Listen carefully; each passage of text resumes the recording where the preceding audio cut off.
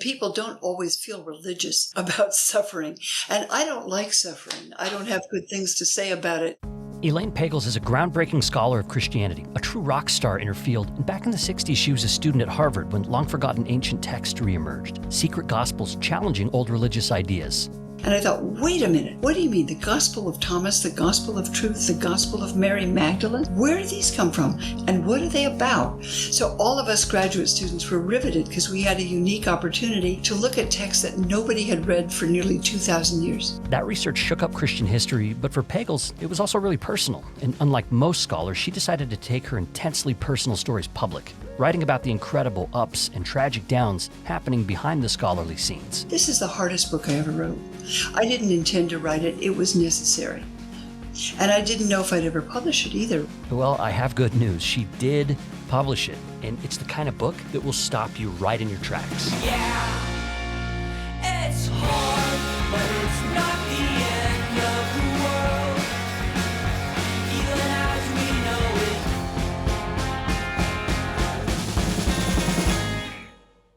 it. Welcome back to Fireside with Blair Hodges. Elaine Pagels is a historian of religion at Princeton University, one of the few scholars whose work has crossed over from the halls of academia to the New York Times bestseller list. And in 2018, she published the outstanding memoir, Why Religion? And it's a book that'll plunge you into the depths of personal loss. But it was not just about loss. It was not just about a personal life, a memoir. It was also weaving the work that I do and showing how this exploration of the study of religion and engagement in those traditions could be kind of a path of recovery. This is episode 5, Lost and Found. There are a few intense moments dealing with sexual assault and also the death of close family members in this episode, so if that concerns you, you might want to check out the transcript for guidance on when to skip ahead. Dr. Elaine Pagels, welcome to Fireside. Thank you. I'm very happy to be here. We're talking today about a book called Why Religion. The title itself, Why Religion, is inspired by a question that you've been hearing for decades. Yes, well, I grew up in a family that was nominally Christian. We went to a Methodist church, but my father had given up the Christianity of his family. It was a kind of ferocious form of Presbyterianism, a lot of hell and damnation, he said. And as soon as he went to college and discovered Darwin, he felt, no, it's all wrong. That's just nonsense. I'm going with science. So he went that way, and I grew up hearing the attitude that religion was for people who just were uneducated and didn't understand science.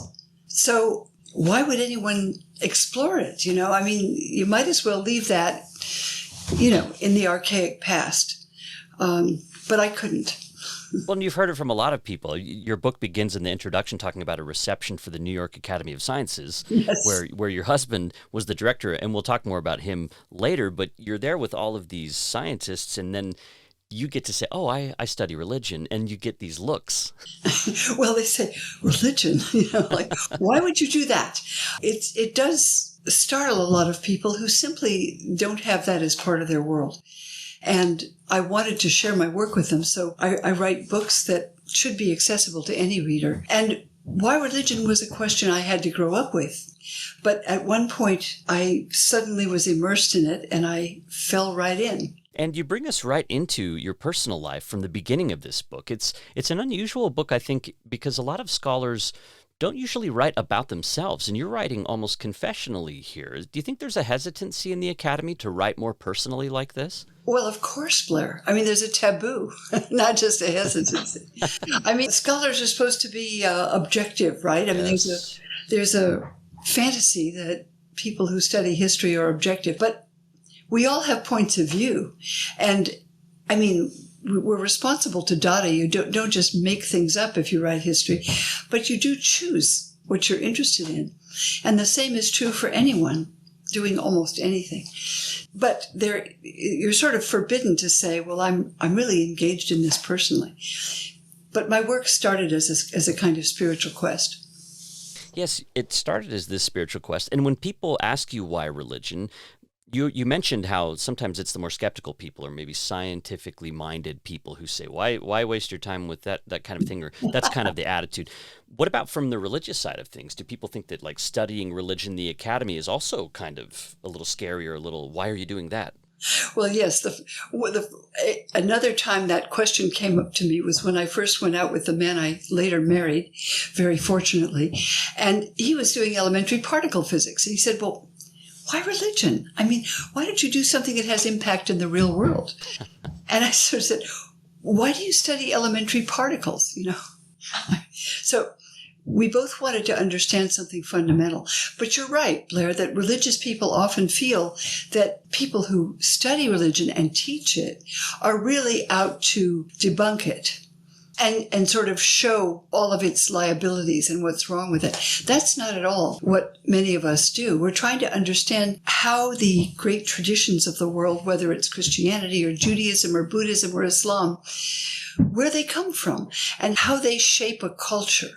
I mean, I think of them as cultural languages. They articulate the values of different cultures. They tell you what's meaningful in life. They tell you why we live and why we die and who you may marry and who you may not and what is men's work and what is women's work. All of that is in Genesis 1, right? All of those issues are addressed.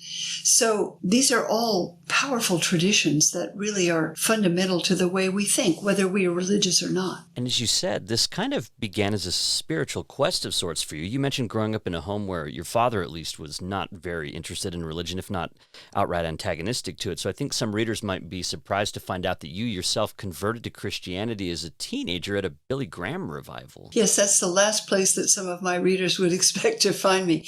But I went with some friends when I was in high school, 14 years old, to hear Billy Graham. I didn't know who he was, but they were going to San Francisco, and I thought that was much more interesting than the town I was living in. So I went, and there were 18,000 people packed into the sports stadium where I'd seen baseball played by the San Francisco Giants, and 6,000 more people in the parking lot. It was absolutely, it stopped traffic all around San Francisco. This was a very big deal. And then I heard this very striking preacher, as he was then, charismatic, powerful speaker.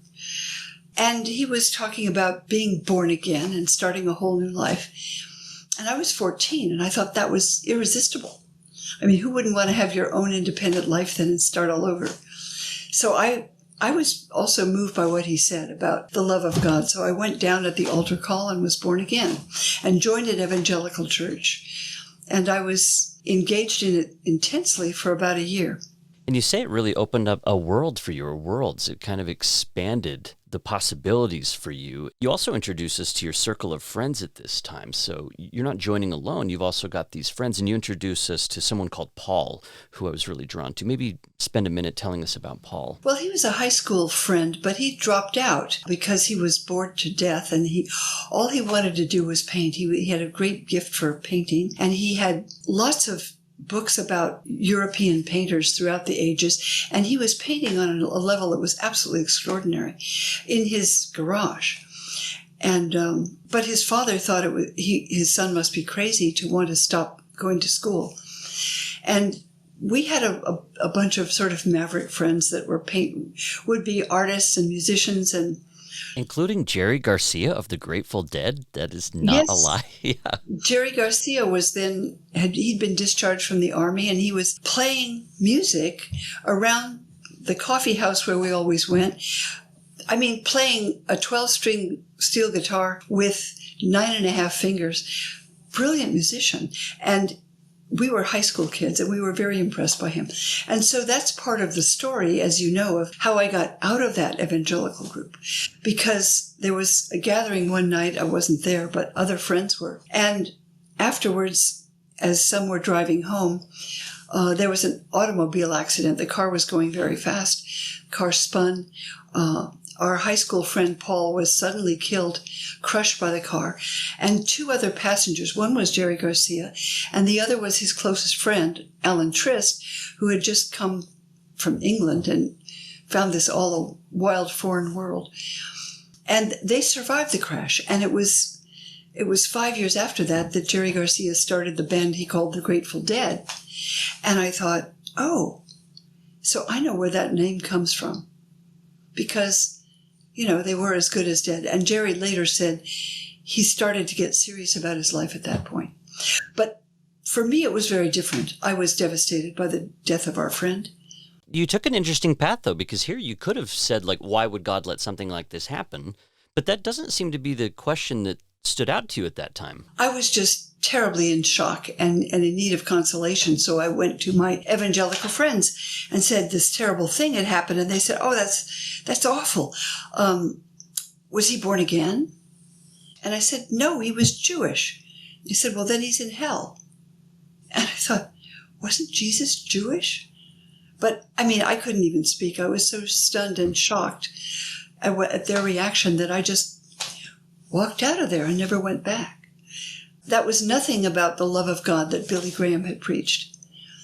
And I just found I had no place there. Yeah, you talk about how it was that sort of judgment and what you saw as hypocrisy, and it didn't match up with what you thought you were getting when you joined Christianity. And so at this point, it seems like your story's heading in a certain direction, away from religion entirely, that maybe you wouldn't want anything to do with it. And then you arrive at Stanford University, and you notice that even there, religion wasn't seen as something worth much academic study either. So let's talk a little bit about how you stuck with thinking about religion after such a traumatic experience, and then also the fact that religion wasn't heavily studied in the academy at the time. Not only wasn't studied, it was not a subject you could study. I mean, you could study anything from astronomy to zoology, but religion was something they'd send you to the chaplain, and I didn't want to go to the chaplain and hear some nice words.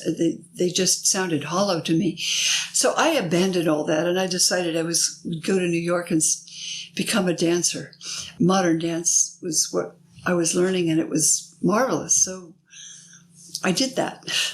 But you didn't stay there, though. Something about you brought you back again to think about religion. The first thing that brought me back was the fact that I realized, Blair, that I was pretty good as a dancer. But you can't be pretty good in New York. I mean, that's nowhere. There were some of those students who were fantastic, right?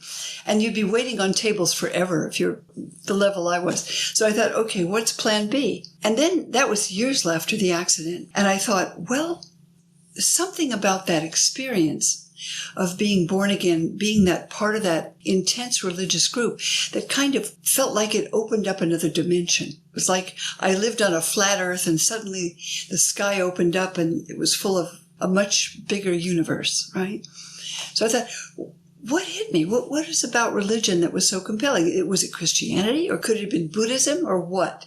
So I went to graduate school very much choosing a non-religious school because I didn't want to be brainwashed. And I felt there was too much of that. And I decided to find out, what do we know about Jesus anyway?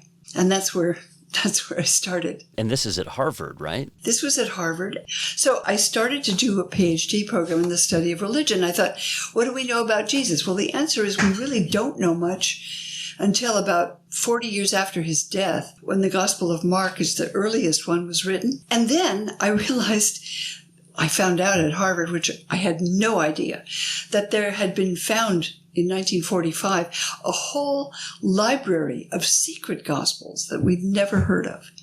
And I thought, wait a minute, what do you mean? The Gospel of Thomas, the Gospel of Truth, the Gospel of Mary Magdalene, the Gospel of Philip?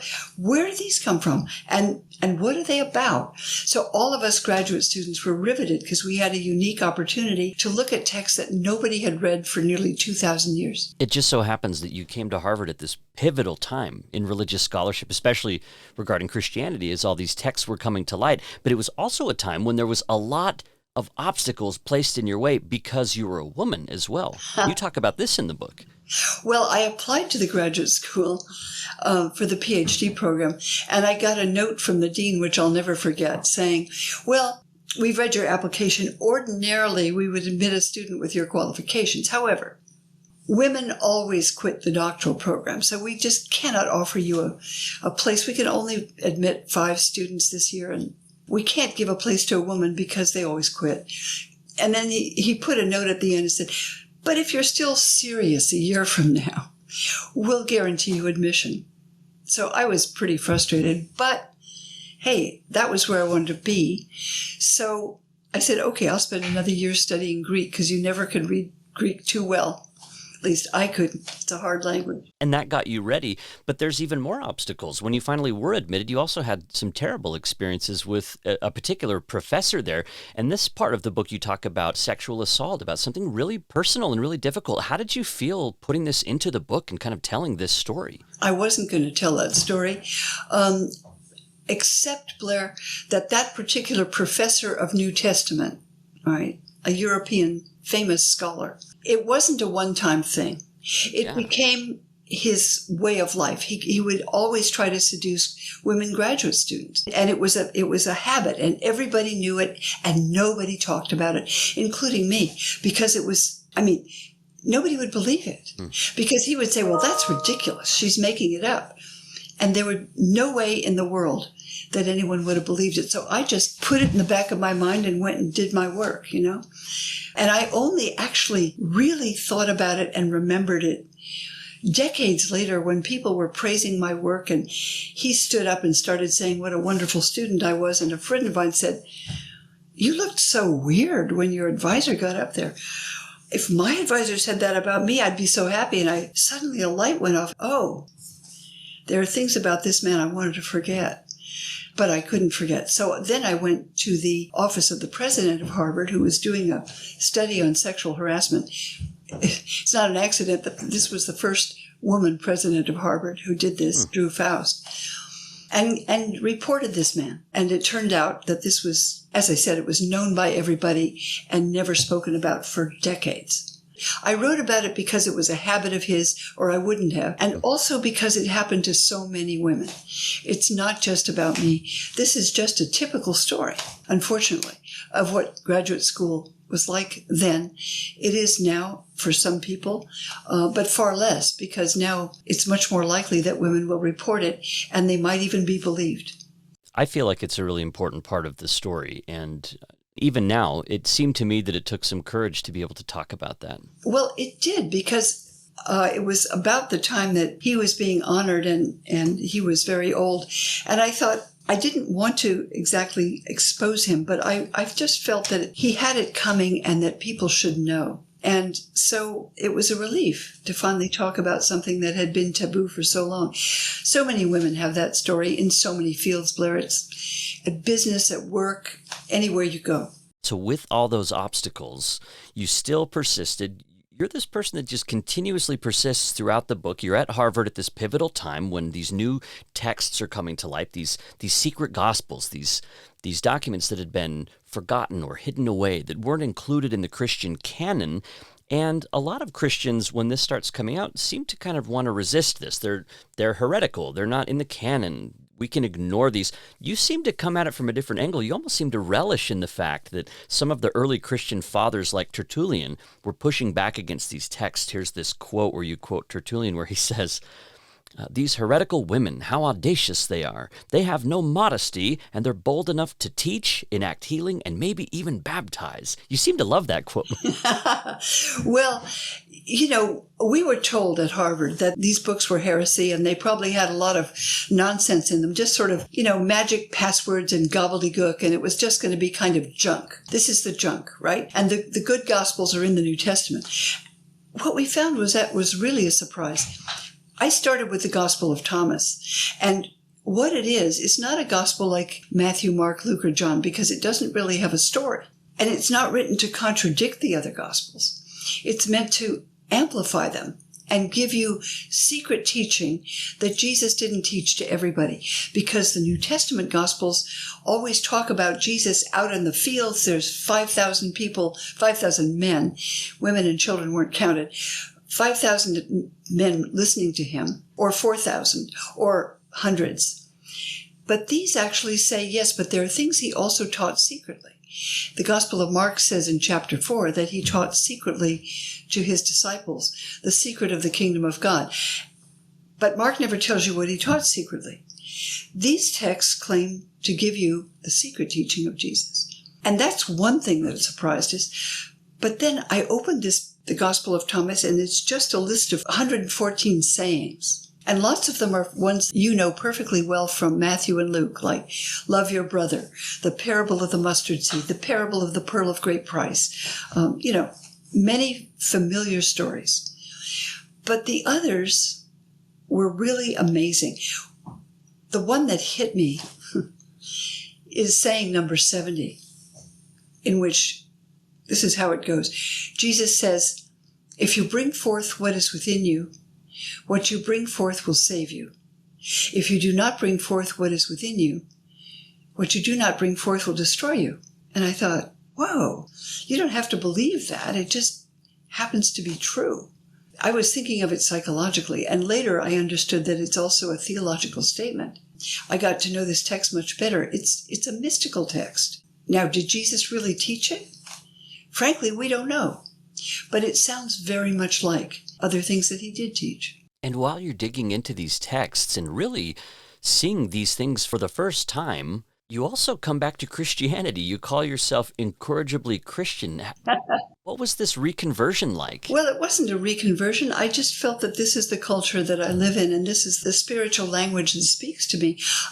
I wanted to study Buddhism, too, at Harvard. We had wonderful professors, with the exception you mentioned. And I wanted to study Buddhism, but the way it was taught there was really engaged. And I was trying to study Hebrew and Greek and Coptic and French and German to work with the subject. And I couldn't understand the Buddhist text. I knew that in any depth if I didn't do the languages. So couldn't do it.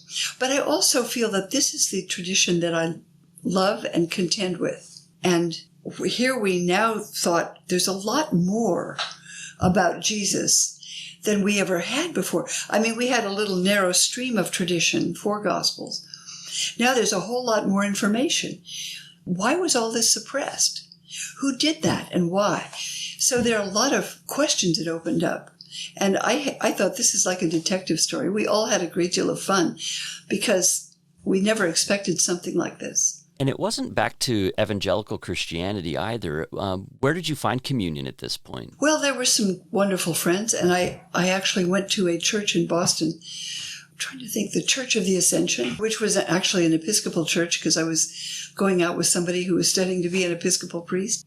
And it was very moving. I mean, I loved the music and the liturgy, the gathering for the supper of the Lord, it was very powerful. So I became part of that community. And so I was both a participant and an observer, and I still am. That's what might blow people's minds the most is, do people try to get you to answer, like, do you really believe this or is it fairy tales? We want to know, is this true or not? Do you get that?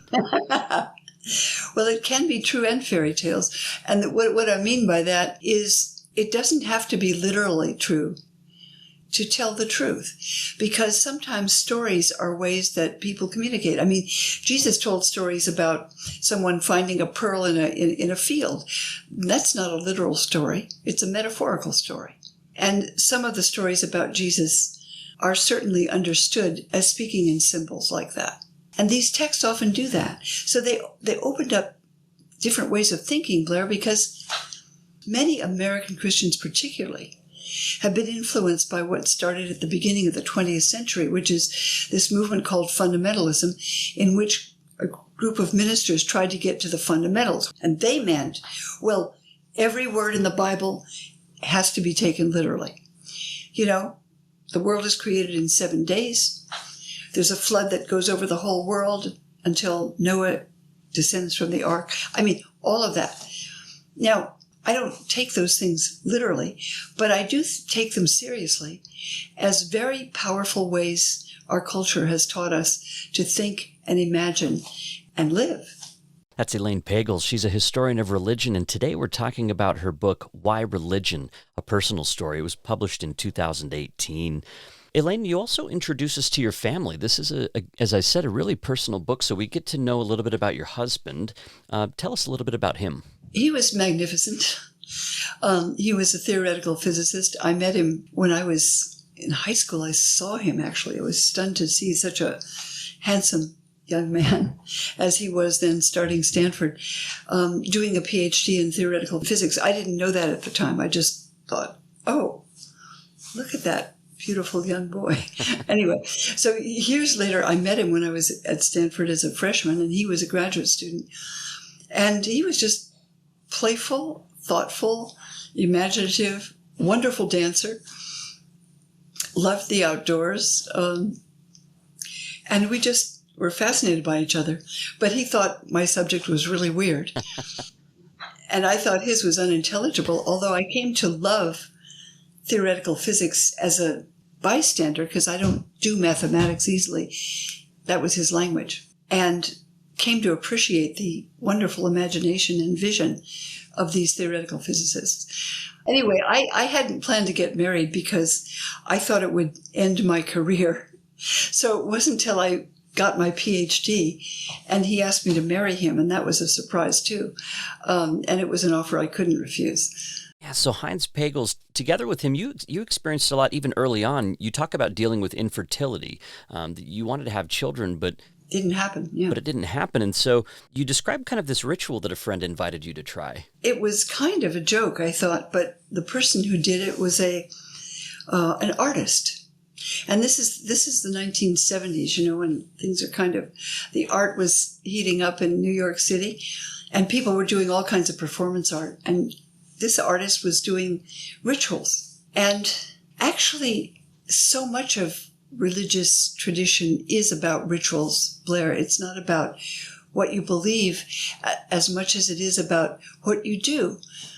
And so she was doing these as kind of experiments, these rituals with groups in New York in a performance theater.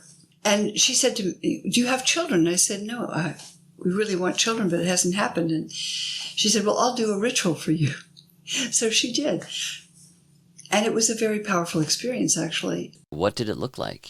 Well, we gathered in her loft and meditated, and all of the women there had had children, and they spoke about children and childbearing, and it was powerful. It put me in touch with things I wasn't aware of. And who knows why, I became pregnant shortly after that and had a wonderful child. Did you think twice about it at that point? Did you wonder if that did something special, or? Yes, absolutely. I talked to the doctor I'd been seeing about, you know, a gynecologist. He was Belgian and a Catholic, and he said, "Well, you know, things happen mysteriously like this. We don't understand it. They often do." And actually, there are many things I put in the book, as you know, that are experiences I can't explain, that sound a little strange, like having a fertility ritual. I felt kind of silly when I went into it, but it felt quite powerful when it happened. This is where we meet Mark, the child that you had, Mark, and it's so easy from the way that you tell the story. It's so easy to fall in love with this child as you introduce him to us, and you're a new mother, but this is a fragile child. Well, we were told when he was born that he had a problem with his heart. So we had to go back on his first birthday, and he had open heart surgery. It was a new surgery that had been perfected at this New York hospital just 5 years before, and it went very well. We thought we were home free after that, but a couple of years later, we discovered that he had a potential problem with his lungs that could involve, they said, a terminal illness from which there were no survivors. It's called pulmonary hypertension. And people with that illness often die very young. And so we were horrendously shocked and asked the doctor, "Well, how long? What are you talking about?" They said, "We don't know, a few months, a few years." So we lived with this child that we adored, knowing that the doctor said there was no hope. And we went to Boston, we went to San Francisco, different hospitals. Nothing short of a heart-lung transplant, and the same is true today. And there was one point where they performed a special procedure on him, and you talk about another one of these kind of mystical experiences that are found throughout your book. Talk about that night, a sort of vision that you had. That happened actually the night before he was going to have open heart surgery. He was just one. And the hospitals at that time, that's like 25 years ago, didn't want parents hanging around and bothering the staff, right? So they wanted parents to go home at night. There was no place you could sleep in the same room with the child or anything. So you could only sleep on the concrete floor if you were going to stay. And I wasn't going to leave, because you don't leave a 1-year-old alone in a hospital room. At least I wasn't going to do it. So I was sitting there about 2 in the morning, pretty much unable to sleep and really quite terrified. And then I had the sense suddenly that there was a whole circle of women sitting with me. One of them was a woman I knew who was a professor of religion at another university, and others were sitting in a circle. And I felt very comforted by their presence. And after that, I felt much more calm. And when they came the next morning and they wheeled this baby into the operating room for open heart surgery, my husband and I were waiting there, and I wrote a note to the woman I'd seen in the dream. She was living in California at the time, and said, I had this dream last night, and I dreamed that you were here, and there's a whole circle of women, and I'm in the hospital with Mark. He's about to have open heart surgery, and it was very comforting.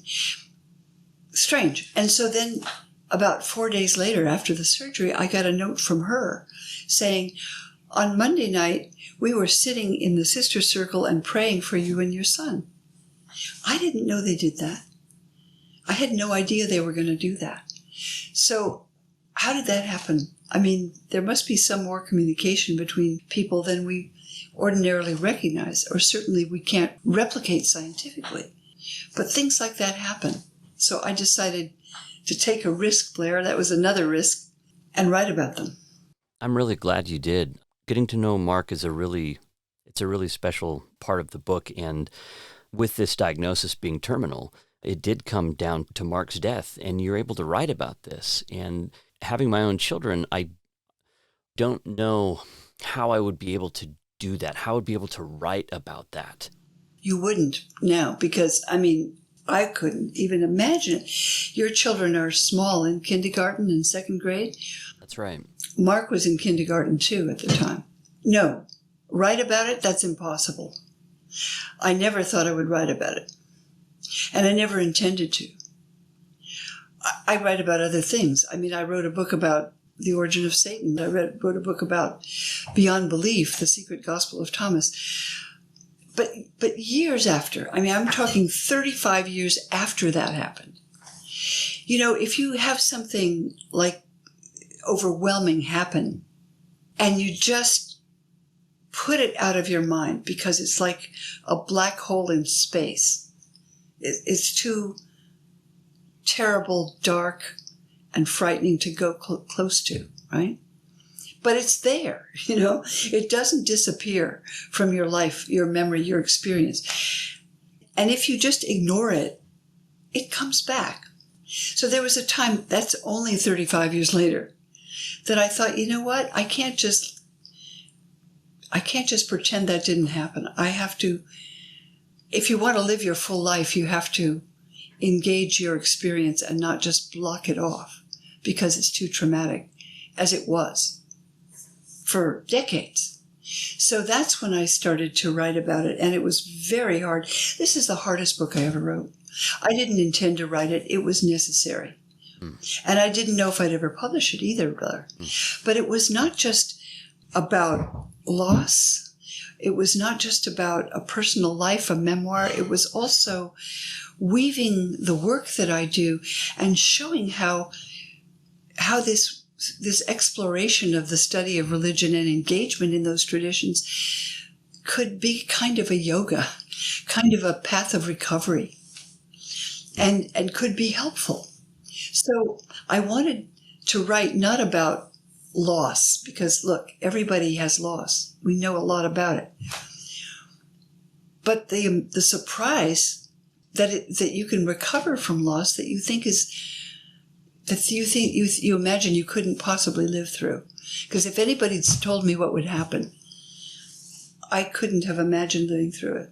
And I still can't, except that people are more resilient than I imagined. And I'm grateful for that. What kind of things did you come to realize about religion in particular through losing Mark? Well, what you do if you're raised in Christianity is you can go to the book of Job. And there, Job expresses anger. And that was one thing that my culture had never talked about it. Jewish and Christian tradition says when somebody dies, you tear your clothes and you put ashes on your head and you fast and you mourn and you grieve and you cry, but you don't get angry. but I was angry. And so that was one thing I had to learn. I learned it from an anthropologist who had also suffered a similar tragedy, not only with his child, but also with his beloved wife. And so that was a help. But also I realized that, Blair, I decided to write about it because one of the great taboos, another one, is writing about the death of a child, because it's every parent's nightmare. And people to whom it's happened often never talk about it, even to their own family members. And I realized that part of the reason for this in Western culture is that our religious tradition, Jewish, Christian, teaches us that if your child dies, it's your fault. You are guilty. And of course, it's partly a natural feeling because your job as a parent is to keep your children alive, right? That's really basic. And if you can't do that, you feel devastated. But it's not just devastation, it's also guilt. For example, if you were a Buddhist, if I were a Buddhist, I might have learned that every being comes into life with a certain karma, a certain lifespan, a certain level of energy. And some of them learn what they need to learn in this life very quickly. They might learn it in 3 years, or 6 months, or 6 years, 6.5 years, like my son, and say, well, he had accomplished what he came here to do, and he's gone. And that's the way it should be. But our culture, the story of Adam and Eve says, why do we die? We die because somebody sinned. Adam sinned. And if Adam and Eve hadn't sinned, we wouldn't die. There wouldn't be pain. There wouldn't be oppression. All those things happen. God doesn't do it, but humans caused it. And even, for example, I was really stunned. I was reading the story of David and Bathsheba. And, David sees this woman naked. She's bathing. And he catches a glimpse of her and he desires her. So he puts her husband in the front of the army in order to get him killed, which succeeds. And then he takes this woman as one of his concubines, King David. And they have a son. And the Bible says, you check it out, that the Lord smote the baby. The baby died because of the sin of David and Bathsheba, having this sexual relationship before they were married. So the Bible teaches, actually, that if your child dies, it's something the parents did wrong. This is punishment. And I came to realize that I had been taught that, and yet that it was inappropriate. That is, guilt is appropriate if you do something careless and negligent as a parent, so that your child dies because you're not taking care of them, or because the parent harms the child, right? Horrible things, but they do happen. But guilt isn't appropriate if you do everything you can to prevent it and you can't help it. So learning about the history of religion isn't just learning the benefits of it, but it's also learning the liabilities of it, and where you have to say, no, I don't accept that story. That doesn't resonate with my experience. And I was able to let go of that. And I wanted to write about that because so many parents suffer not only terrible grief, but guilt on top of it. And that's not necessary. It's also interesting to think about how the guilt takes on different registers or comes from different angles depending on different traditions. As I'm listening to you describe this kind of guilt, within my faith tradition, Mormonism, there's this sense, kind of like you said, where there's a plan and a person is here to progress and learn and grow, and maybe they do that in the span of a couple of years and then they die, and that's for the better. So the guilt for a parent might actually be connected to wanting the child to still be alive rather than feeling like they caused something to death, but rather saying like, I shouldn't feel sad. I shouldn't feel sad about this. This is God's plan. And it's wrong of me This is to God's feel bad. will, so I shouldn't feel Right. grief. Yes, I just was working with a senior at Princeton who is studying parents whose children are in the intensive care ward for very compromised children. And she's doing that because her younger brother has a very serious case of autism, and she is devoted to her younger brother. But she realizes that many people speak about God's will that way. And she realizes that can be very cruel Why don't you just accept it as God's will? Why are you feeling such grief? Why are you feeling such anger? You shouldn't feel that way. Or if you believe in Jesus, the child will be resurrected, you'll get them back. There's no reason to feel bad then. Well, yes, I mean, one of the Catholic monks said to me after this happened, God must love you very much. And I sort of looked at him and I said, well, that reminds me of what St. Teresa said once. If this is the way he treats his friends, no wonder he has so few of them. But the other side of it is, Blair, that these traditions can offer some consolation. I mean, the book of Job allows Job to rant and be angry and frustrated and grieve. And then at the end, there is this moment in which he realizes that the energy that created the universe is so far beyond our understanding, and how life comes into it and how life leaves it is so far beyond us and our understanding that you just have to let go and recognize the mystery and the wonder that's articulated at the end of the book of Job. So I'm saying in these traditions, there's both. There can be tremendous help for our understanding or our failure to understand. There's so much we don't understand.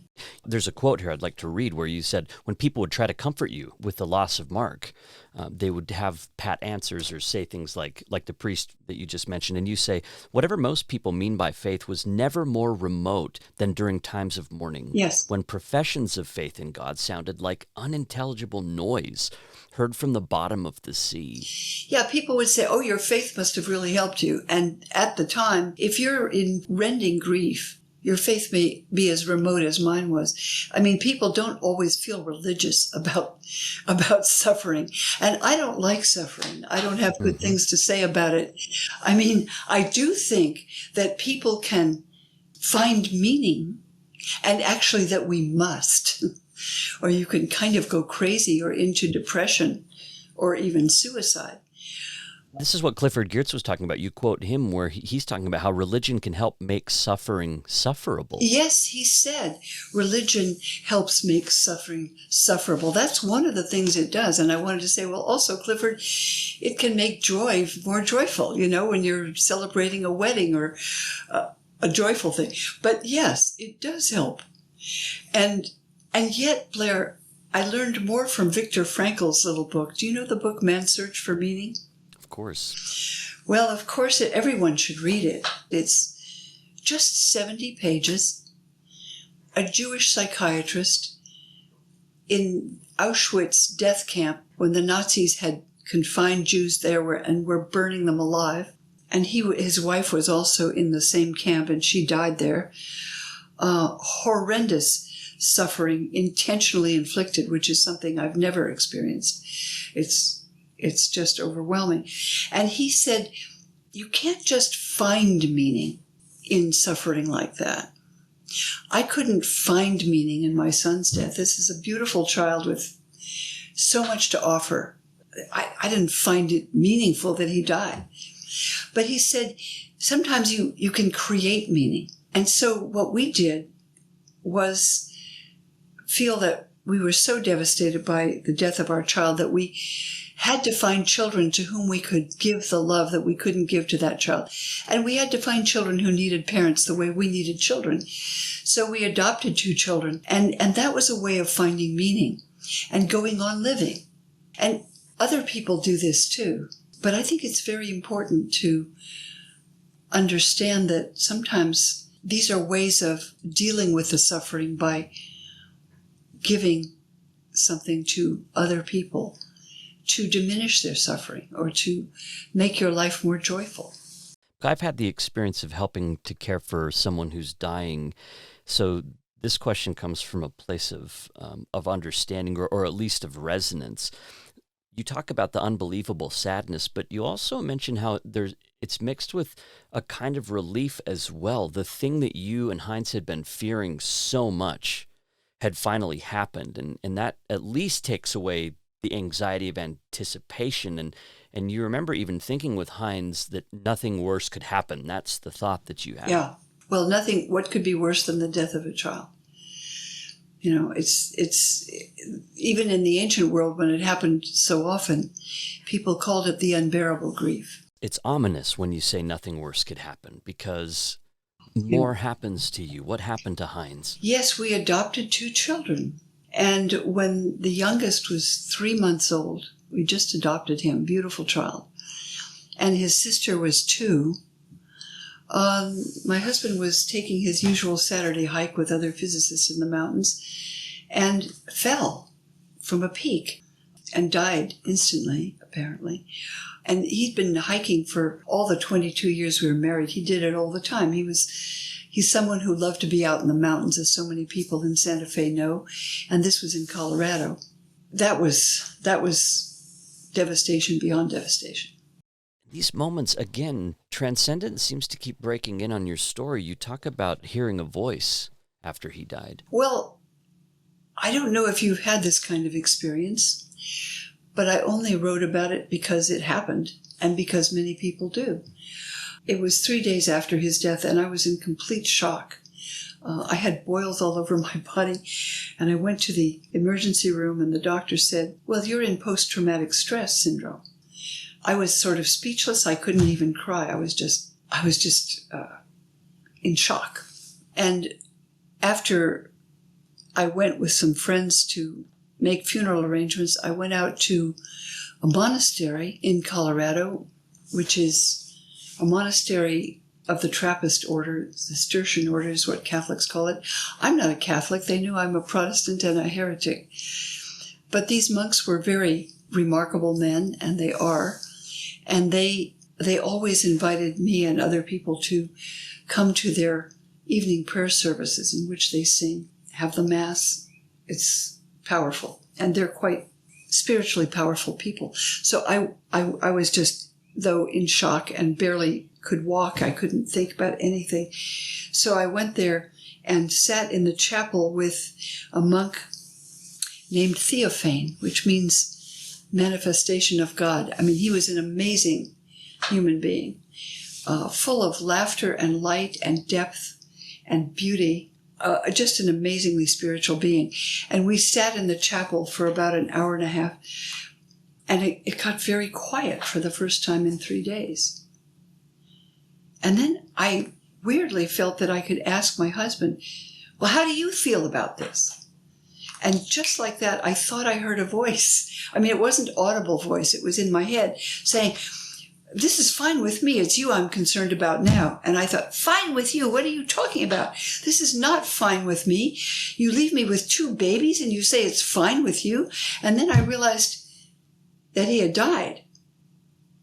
And I thought, wait a minute. That wasn't my unconscious talking. It wasn't fine with me. It's not fine with me today that I had to live without him ever since that time. That's 30 years ago. And it was not fine with me that these 2 children would grow up without their wonderful father. So I thought, but it sounded like him. It sounded like something he would say. And that really kind of made me mad, but it was more surprising. And I thought, it certainly sounded like him. So I don't know. I don't think it was my unconscious talking, which is what I would have said, the way I was brought up to be a rationalist. And I feel like you kind of go back and forth on this too, because there's a part where you say, even with these spiritual experiences, you say that there are some days when you do expect to see Heinz and Mark again. And then there are other times when you say, "I expect nothing more than blank sky when it all ends." That's right. I mean, I'm sure that when I face death, I'll hope to see them. And many people do, apparently, see people they love when at that point. It's, it's a rather common experience, or they think they do. So I can't tell you for sure that I think it's that, but that seems true to me. And it maintains a hope that there is something beyond devastation and death. And that's what faith is about, I think. Not knowing, but deciding to believe that, to trust that. That's Elaine Pagels. She's a historian of religion, and her books include the Gnostic Gospels, The Origin of Satan, and Adam and Eve and the Serpent. We're talking today about her book, Why Religion? A Personal Story. So you've lost Mark, you've lost Heinz, you have 2 new children that you're caring for, and somehow you managed to carry on, you managed to continue. And instead of writing about these experiences, as you said, you couldn't. That's not where you're at, but you had to still write, and so you started writing about Satan. Well, I started writing about Satan, Blair, because some well-meaning minister said, well, now don't be angry at God. And I thought, I don't know what you're talking about. I mean, that doesn't make any sense to me. I'd love to be angry at somebody because I found I was driving too fast. I wanted to crash into the car next to me. I was just kind of a wreck. I thought, but in the ancient world, somebody would say, this isn't God, it's Satan. Satan is the spiritual power that throws obstacles at people, that tests them, that challenges them, that harms human life. So I thought, okay, I'll be angry at Satan. That seems like a safe thing because I don't believe in Satan. So I started reading stories about Satan and thinking, who made these stories up? Why did they write them? What's going on here? Who invented Satan? And what really surprised me, well, I realized, Blair, that if somebody says to you, Satan's trying to take over this country, that person is not just thinking of good and evil fighting up there in the atmosphere. That person's thinking about people right down here on earth and can give you names and addresses. They know who they're talking about. So when people talk about Satan, they're talking about people. And I began to look at the New Testament very differently, and the story of Jesus, in which his followers say that Satan engineered his death, caused certain people to hound him and try to kill him, and then they succeeded in killing him and crucifying him. So I thought, well, that's really amazing, interesting. So who will it be when I start reading the New Testament? I teach this stuff all the time. Who will it be that are seen as the people of Satan? I thought, well, it'd be the Romans who executed Jesus, and the Jewish high priest who collaborated with it, Mark says, turned him over to Pilate. Pilate had him crucified. And I started to read Mark's gospel again. I thought I knew what I was reading. It didn't say that. I was so surprised. It spoke about the Romans as if they were innocent of causing Jesus' death. But the stories always connect Satan with Jews, who were Jesus' own people. First Judas Iscariot, and then the chief priests, and then all the priests, and Matthew says with all the people of Jerusalem who try to help King Herod kill the baby Jesus. And then Matthew says in chapter 27 that when Jesus was on trial before Pilate, Pilate wanted to release him. But it says the whole people shouted out, his blood be upon us and on our children. And that's the kind of, it gives me chills to say this, that's the kind of thing that Christians, when they became powerful in the Roman Empire, said about Jews who were not followers of Jesus. When I wrote I thought, so these stories about Satan, to my total surprise, landed me right back in the real world. And when a friend of mine read this manuscript, he said, I sat up all night reading your book. I never knew why they called me a Christ killer in high school. I never killed anybody. I was kind of stunned. But I began to realize that these stories have been used in the real world to target not only Jews when Christianity became powerful, but heretics and people of a different religion. So, in the religious wars of Europe, 100,000 people died. Catholics fighting Protestants and Protestants killing heretics and Catholics. And Protestants burning Catholics at the stake and Catholics burning Protestants at the stake for translating the Bibles into English. Can you imagine? These stories are dangerous, And I became convinced, Blair, that I would not again call any person evil, although there are some candidates we could mention. Because human beings are really complicated. But there are deeds that are absolutely evil. And I mean by evil, violence especially against innocent people, against children, against anyone who's defenseless. So, evil is harming people, right? Or animals or whatever. The earth. And then you're projecting that judgment onto behaviors rather than simplifying people as being that. Yes, because if you say, our people are God's people, your people are Satan's people, you can't negotiate with people if you identify conflict in terms of good and evil only. You have to annihilate them. And that happened from the time Christians started war against Muslims, and Muslims have war against Christians. Jews don't do this that much, but it's Christians and Muslims who have done this. So the conflict between Christians and Muslims, and we're seeing it in the last, 20, 30 years today, right? Still going on. And of course, it's not only Christians and Muslims, it's Buddhists and Hindus, but...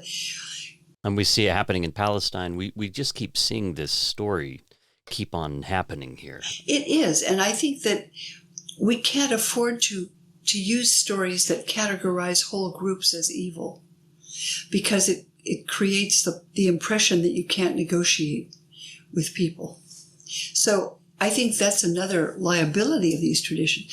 So I think it's really important that you brought out in this conversation not only the great gifts that religious traditions give us, of which we're much more aware and we speak about those more often, but also there are liabilities here that we need to be aware of and let go of. I mean, our common faith, Blair, Christianity, has been used to kill Jews, to kill people of different race.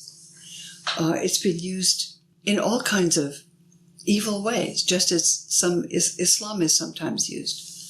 This also reminds me of something that you do with the Gospel of Mark, where you note that scholars looking at the Gospel of Mark see that it has two endings, that the original Mark that a lot of people read anciently ended at a very strange moment. As a scholar of the text, you see that Jesus is apparently dead and his disciples are fleeing in fear, and that's the end of it. And your Christianity seems to lean into that moment of discomfort, rather than trying to skip ahead to the triumphant resurrection, but to live in that interim space where it's kind of still unclear exactly what's happening and the disciples have fear and uncertainty. Well, it's not that I prefer to live in that space. It's just that we often do, And it speaks about the world we live in. I mean, often situations are very difficult. And so I think in Mark's gospel, he wouldn't write a gospel, which means good news, of course, if he didn't believe there was something much more mysterious and wonderful going on in the world that we don't understand, that life is something that we bless and are grateful for. So I wanted to write, as I said, about this, the surprise that we can live through things that we can't possibly imagine we could survive. And people do. And then they can also be very positive and do positive things with life after that. And I feel I'm just so surprised to have a wonderful life now. I think that readers are going to see that. You can't help but apply things that you're learning in scholarship to your own life and to see those intersections. And you said something you wrote in the book, while I work on these sayings, while I work on these Gnostic Gospels and these texts, while I work on these sayings, they work on me. Let me speak to that, because the Gospel of Thomas, what is so striking to me about some of these texts, they were called heresy and they were said to be, awful. But the Gospel of Thomas has a very simple message. And it seems to me it comes straight out of Genesis. It comes out of the saying that God created us, humans, in the image of God. And there are many sayings in this secret gospel in which Jesus speaks about Genesis and saying, what is the image of God in us? It's not a little human type person in there. Jews in the ancient world, you're not supposed to make an image of God. So what is the image of God? The prophet Ezekiel, in the opening chapter of his visions, says he was lifted up into heaven in a very powerful moment. And he said, I saw a throne. And on the throne, there was something like a human being. But I couldn't see a human being. What I saw was like jewels and diamonds and rubies and emeralds and lightning and fire and light. It was just overwhelmingly brilliant light. And so that's the only image that the prophets could use for God, was the metaphor of light, because it's invisible and it's a spiritual energy. And they think of this light as the divine energy which brings the world into being.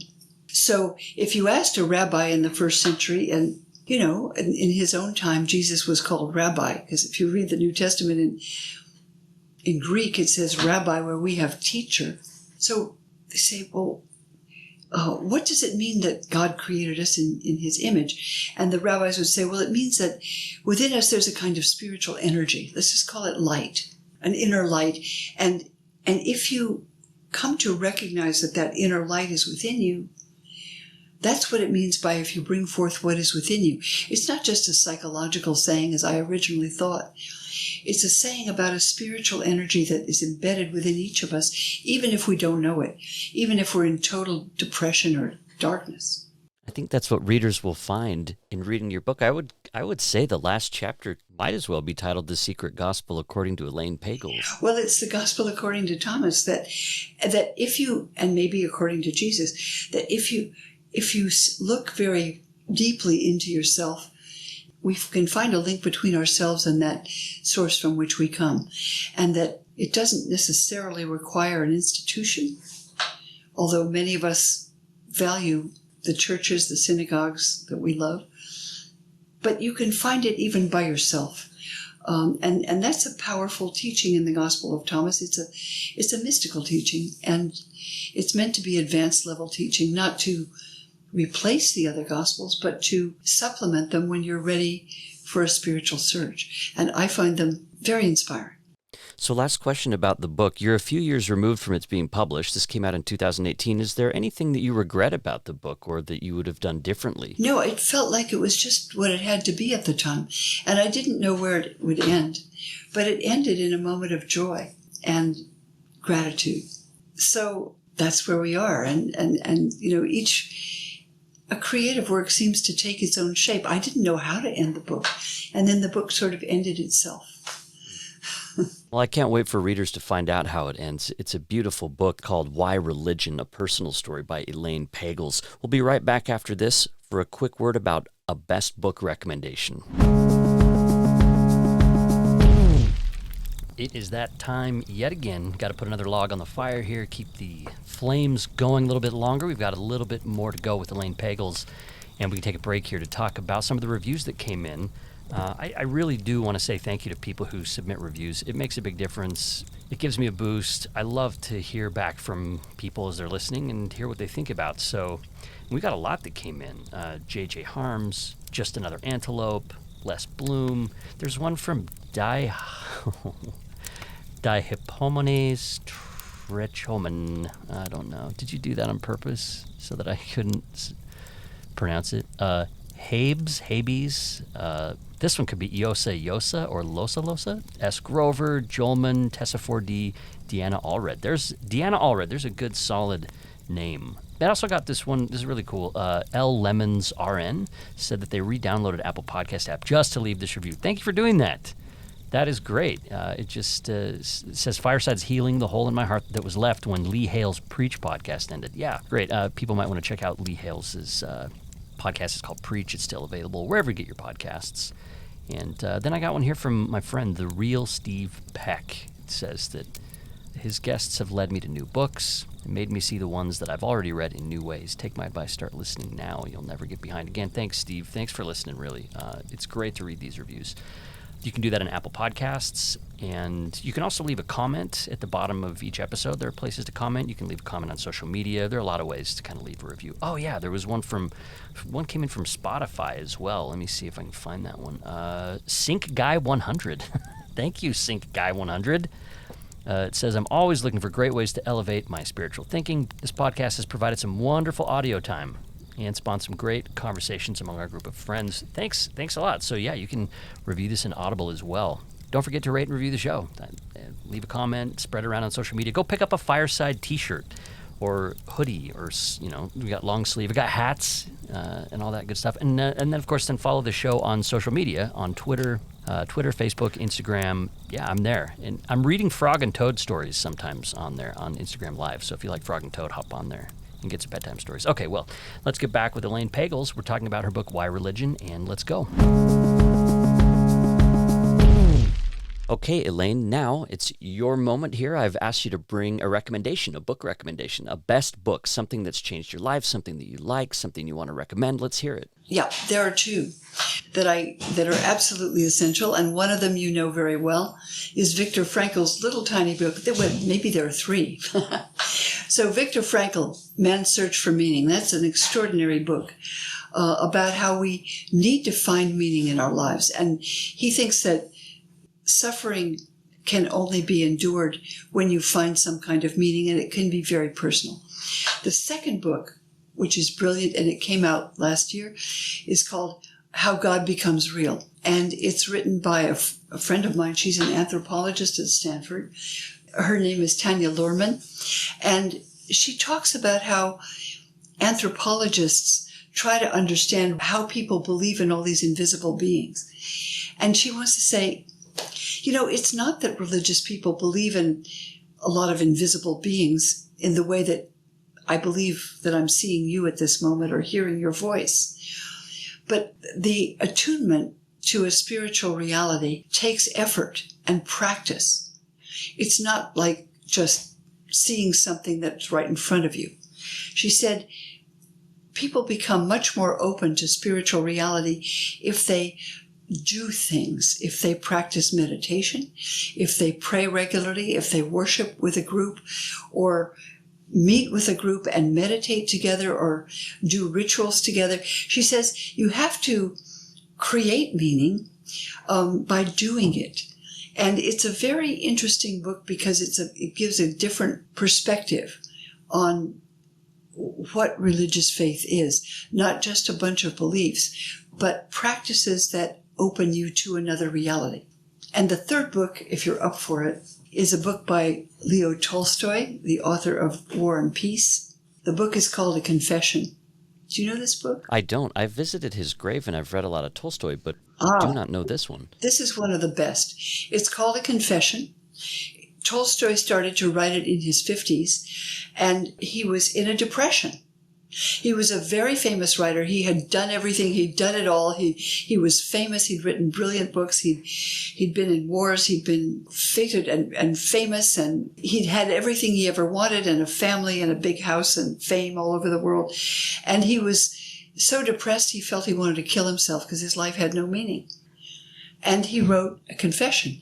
And it's about how he came to find meaning.